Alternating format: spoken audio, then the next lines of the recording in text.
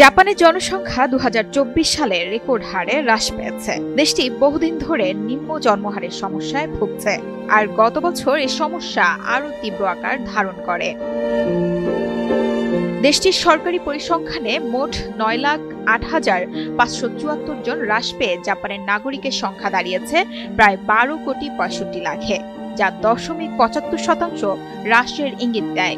7 August বৃহস্পতিবার CNN-এর এক প্রতিবেদনে এসব তথ্য উঠে আসে।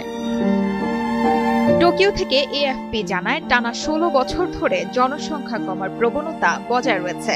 বিশেষজ্ঞরা বলছেন, এই প্রবণতা জাপানের অর্থনীতি, কর্মসংস্থান এবং সামাজিক কাঠামোর উপর গুরুতর প্রভাব ফেলছে।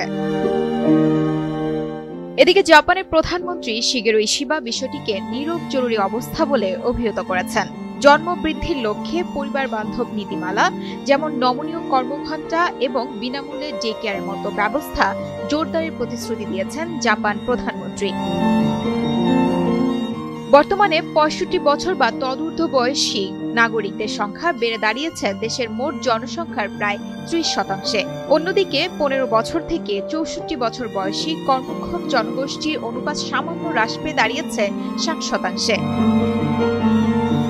তবে জনসংখ্যার হ্রাসের পাশাপাশি বিদেশি বাসিন্দার সংখ্যা উল্লেখযোগ্যভাবে বেড়েছে। 2013 সাল থেকে রেকর্ড শুরুর পর থেকে বিদেশি নাগরিকদের সংখ্যা সর্বোচ্চ পর্যায়ে পৌঁছেছে। এদিকে বিশ্ব ব্যাংকের তথ্য অনুযায়ী ক্ষুদ্ররাষ্ট্র মোনাকোর পর জাপানে বিশ্বের সবচেয়ে বেশি বয়স্ক জনগোষ্ঠী রয়েছে।